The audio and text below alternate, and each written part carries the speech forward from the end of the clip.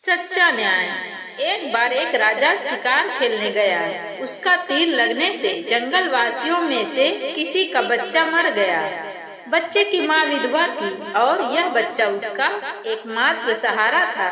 विधवा न्यायाधीश के पास पहुंची। रोती पीटती विधवा न्यायाधीश के पास पहुंची और उससे फरियाद की। जब न्यायाधीश को पता चला कि बालक राजा के तीर से मरा है तो उनकी समझ में नहीं आया कि वह इंसाफ कैसे करे। अगर उसने विधवा के हक में फैसला दिया तो राजा को सजा सुनानी होगी।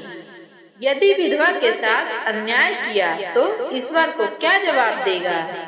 काफी सोच विचार कर वह फरियाद सुनने को राजी हुआ।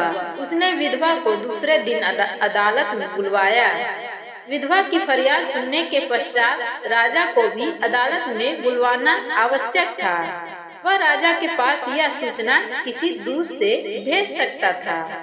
उसने अपने एक सहायक को राजा के पास भेजा कि वह अदालत में हाजिर हो। सहायक किसी प्रकार हिम्मत करके न्यायाधीश का संदेश राजा को सुनाने पहुंचा। वह हाथ जोड़कर राजा के समक्ष उपस्थित हुआ तथा न्यायाधीश का संदेश सुनाया। राजा ने कहा कि वह दूसरे दिन अदालत में अवश्य हाजिर होगा। दूसरे दिन सुबह राजा न्यायाधीश की अदालत में हाजिर हुआ।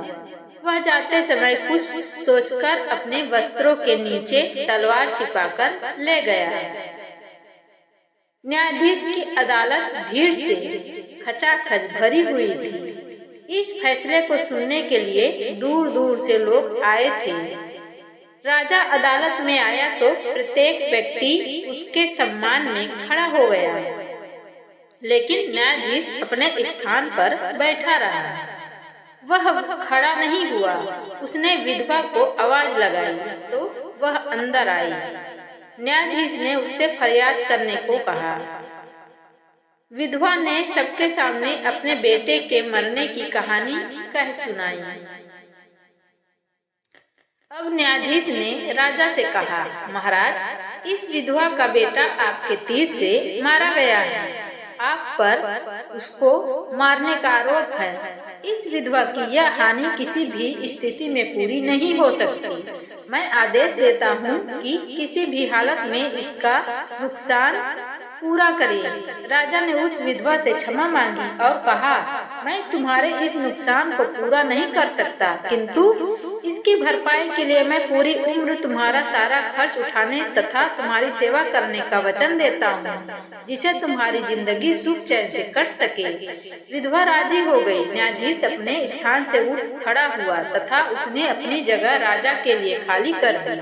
राजा बोला, न्यायाधीश जी, अगर आपने फैसला करने में मेरा सम्मान नहीं किया होता तो मैं तलवार से आपकी गर्दन काट देता। कहकर उसने अपने वस्त्रों में छिपी तलवार बाहर निकाल कर सबको दिखाई।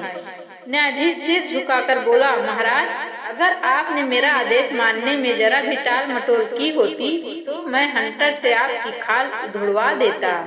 इतना कहकर उसने भी अपने वस्त्रों के अंदर से एक चमड़े का हंटर निकालकर सामने रख दिया।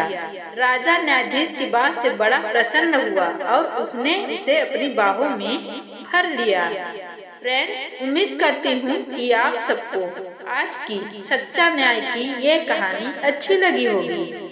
मेरे चैनल पर सुविचार, अनमोल विचार, कड़वी बातें, शायरी और स्टोरी से रिलेटेड वीडियो देखने को मिल जाएंगे।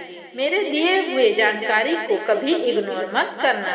मुझे आगे बढ़ाने के लिए वीडियो को लाइक और दोस्तों और फैमिली में शेयर करें। साथ ही मेरे आकृति रियल वॉइस चैनल को सब्सक्राइब करके बगल में घंटी का बटन प्रेस करके ऑल पर क्लिक कर दे। इससे आपको मेरे वीडियो सबसे पहले देखने को मिल जाएंगे।